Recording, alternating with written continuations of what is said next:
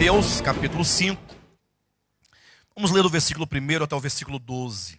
Amém, queridos? Do versículo 1 até o versículo 12. Que diz assim: vendo Jesus as multidões, subiu ao monte.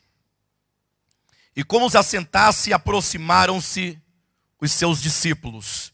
E ele passou a ensiná-los, dizendo: bem-aventurados os humildes de espírito, porque deles é o reino dos céus. Bem-aventurados os que choram, porque serão consolados. Bem-aventurados os mansos, porque herdarão a terra. Versículo 6. Bem-aventurados os que têm fome e sede de justiça, porque serão fartos. Bem-aventurados os misericordiosos, porque alcançarão misericórdia. Bem-aventurados os limpos de coração, porque verão a Deus. Bem-aventurados os pacificadores, porque serão chamados filhos de Deus. Bem-aventurados os perseguidos por causa da justiça, porque deles é o reino dos céus. Bem-aventurados sois quando por minha causa vos injuriarem e vos perseguirem e mentindo disserem todo mal contra vós. Regozijai-vos e exultai, porque é grande o vosso galardão nos céus, pois assim perseguiram aos profetas que viveram antes de vós. Diga amém. Estamos já há algum tempo ministrando essas bem-aventuranças, né?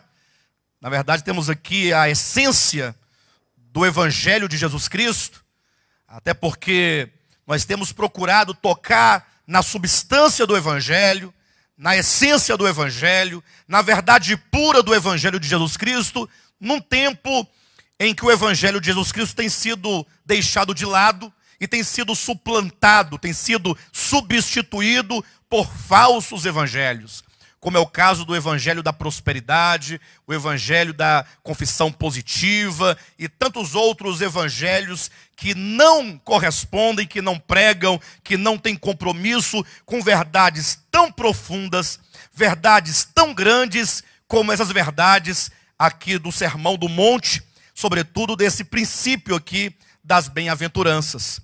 Isso porque vivemos num tempo, queridos, em que as pessoas elas são medidas e elas são medidas pelo que elas possuem, pelo que elas têm. Vivemos no mundo do ter, no mundo do possuir. Quanto mais a pessoa possui, mais a pessoa quer possuir.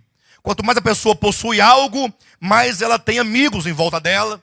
É um mundo em que o ter, em que as posses, em que as coisas tomaram o lugar da vida, tomaram o lugar do amor, tomaram o lugar da bondade, dos valores divinos em nós, implantados quando o Senhor nos criou. O pecado tem, na verdade, corroído o coração dos homens, e nós vemos isso de uma maneira muito clara, por meio do chamado Evangelho da prosperidade.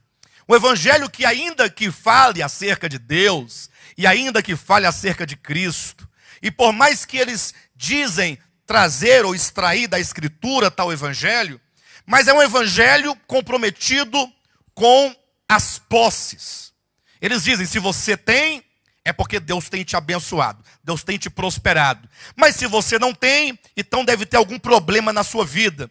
Ou seja, eles medem a bênção, as bênçãos de Deus, pelo tanto que você conquista materialmente. Só que quando vem Jesus Cristo, ele não diz bem-aventurados os que têm muito dinheiro, bem-aventurados aqueles que têm muitas empresas, que têm muitos negócios. Não, ele começa a falar não do ter, não do possuir, não das posses, mas ele começa a dizer acerca da natureza dos cidadãos do reino dos céus. Veja que ele diz que são bem-aventurados os pobres pelo Espírito. Ele vai dizendo bem-aventurados aqueles que choram, porque serão consolados. Ele vai dizendo, bem-aventurados os mansos, porque herdarão a terra. Ou seja, tudo o contrário do que nós temos visto e presenciado. Bem-aventurados, versículo 6, e esse é o ponto que nós vamos tratar essa manhã, são aqueles que têm fome e sede de justiça, porque serão fartos.